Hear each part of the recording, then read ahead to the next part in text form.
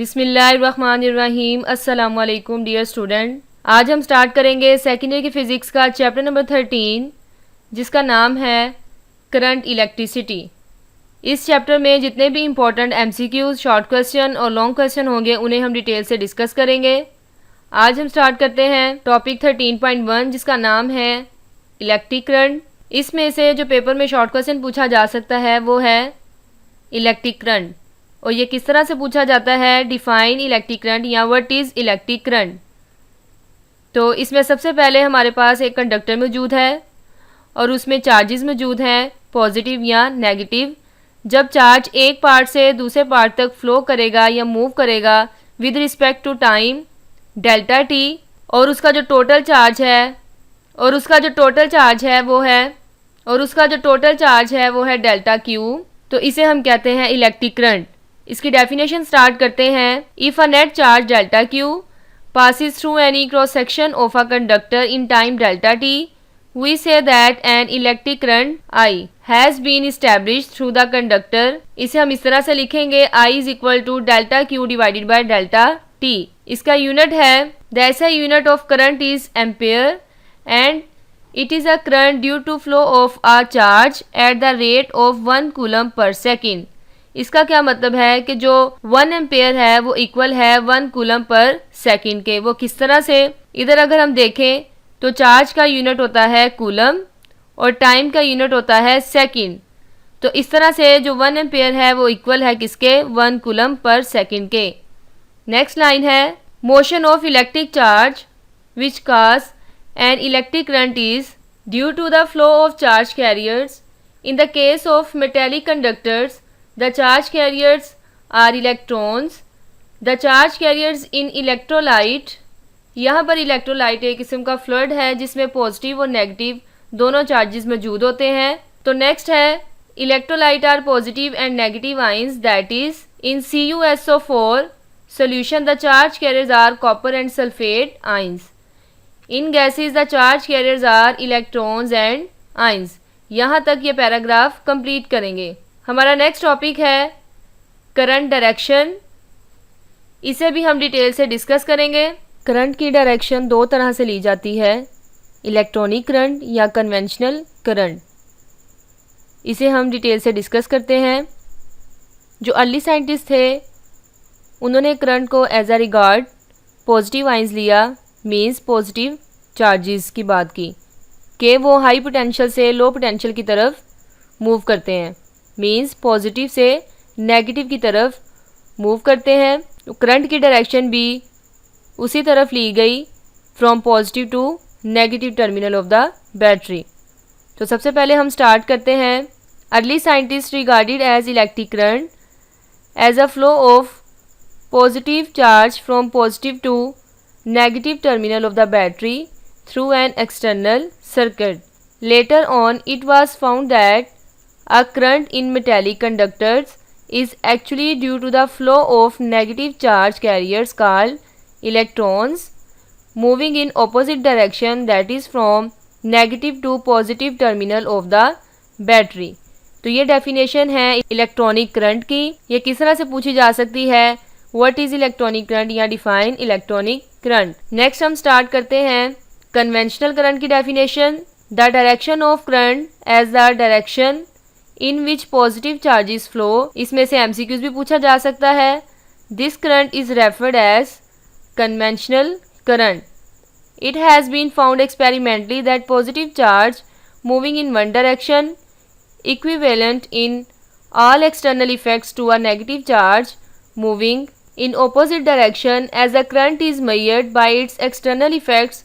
So a current due to motion of negative charges after reversing its direction of flow can be substituted by an equivalent current due to the flow of positive charges। Conventional current की definition start करते हैं। The conventional current in a circuit is defined as that equivalent current which passes from a point at higher potential to a lower potential as if it represented a movement of positive charges। यहाँ तक इसकी definition complete करेंगे। Next है, while analyzing the electric circuit, we use the direction of the current according to the above mentioned convention। हमारा next topic है current through a metallic conductor. इसे भी हम डिटेल से डिस्कस करते हैं और ये एज अ शॉर्ट और लॉन्ग दोनों लिहाज से पेपर में पूछा जा सकता है। मेटालिक कंडक्टर या मेटल, हमारे पास जितनी भी मेटल्स हैं, कॉपर, सिल्वर या आयरन, अगर हम इस फिगर को एक्सप्लेन करें, फिगर 13.1, तो इसमें हमने यूज़ की है पीस ऑफ मेटल।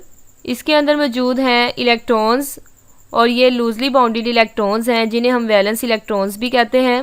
ये जो वैलेंस इलेक्ट्रॉन्स हैं ये हर एक इंडिविजुअल एटम के साथ जुड़े होते हैं। इसके साथ हमने यूज़ किया है सोर्स यानी कि बैटरी, ये इसका पॉजिटिव टर्मिनल है और ये इसका नेगेटिव टर्मिनल है। करंट की डायरेक्शन पॉजिटिव से नेगेटिव की तरफ जो है उसे हम कहते हैं कन्वेंशनल करंट, और जो करंट की डायरेक्शन नेगेटिव टू पॉजिटिव है उसे कहते हैं इलेक्ट्रॉनिक करंट, और इसे हम कहते हैं इलेक्ट्रॉन फ्लो। इसकी एक्सप्लेनेशन स्टार्ट करते हैं।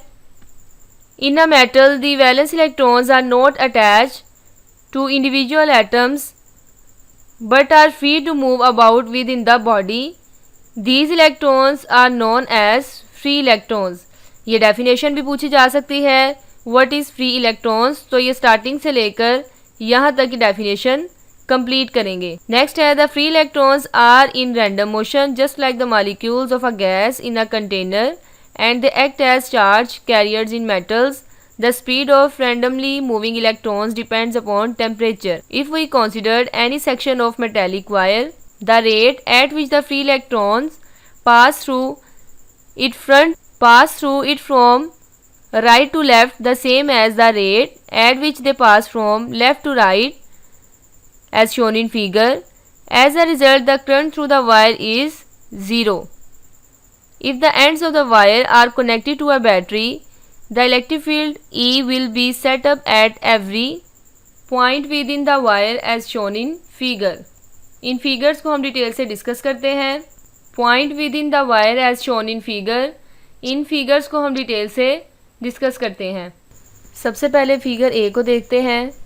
इसमें हमारे पास एक कंडक्टर मौजूद है और इस कंडक्टर में फ्री इलेक्ट्रॉन्स यानी फ्री चार्ज कैरियर्स मौजूद हैं और एटम्स मौजूद हैं। इस कंडक्टर में जो फ्री चार्ज कैरियर्स हैं उनकी जो मोशन है वो रैंडम मोशन है और इनकी रैंडम मोशन थर्मल एनर्जी की वजह से है। थर्मल एनर्जी की वजह से इनका जो ओवरऑल करंट है वो है 0, क्योंकि हर चार्ज कैरियर की जो डायरेक्शन है करंट के फ़्लो को एक तरफ करने के लिए हम इसको पावर सोर्स के साथ जोड़ेंगे।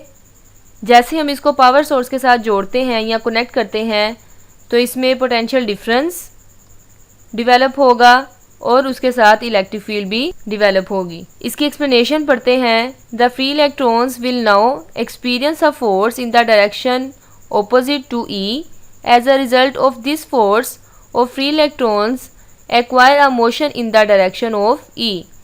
It may be noted that the force experienced by the free electrons does not produce a net acceleration because the electrons keep on colliding with the atoms of the conductor. The overall effect of these collisions is to transfer the energy of accelerating electrons to the lattice with the result that the electrons acquire an average velocity is called the drift velocity in the direction of E as shown in figure 13.2b. तो ये definition भी पूछी जा सकती है, define या what is drift velocity. तो ये स्टार्ट करेंगे। The energy of accelerating electrons to the lattice with the result that the electrons acquire an average velocity called the drift velocity in the direction of E. The drift velocity is the order of 10 to raise power minus 3 meter per second. ये MCQs भी पूछा जा सकता है। Whereas the velocity of free electrons at room temperature due to their thermal motion is several hundred kilometers per second. इसमें से भी MCQs पूछा जा सकता है। नेक्स्ट पैराग्राफ है। Thus, when an electric field is established in a conductor, the free electrons modify their random motion in such a way that they drift velocity slowly in a direction opposite to the field. In other words, the electrons, in addition to their violent thermal motion, acquires a constant drift velocity due to which a net directed motion of charges takes place along the wire and a current begins to flow through it. A steady current is established in a wire when a constant potential difference is maintained across it generates the requisite electric field E along the wire. यहाँ तक ये topic complete करेंगे. Next example number 13.1 जिसकी statement है 1 into 10⁻⁷ electrons pass through a conductor in 1.0 microsecond. Find the current in amperes flowing through the conductor. Charge on an electron is 1.6 into 10⁻⁻19 coulomb. इसका solution हम complete करेंगे. Okay student, आज का हमारा lecture इतना ही था जिसमें हमने इलेक्ट्रिक करंट और करंट के डायरेक्शन के बारे में डिटेल से डिस्कस किया. नेक्स्ट भी हम इसी चैप्टर से कंटिन्यू करेंगे. तब तक के लिए अल्लाह हाफिज़.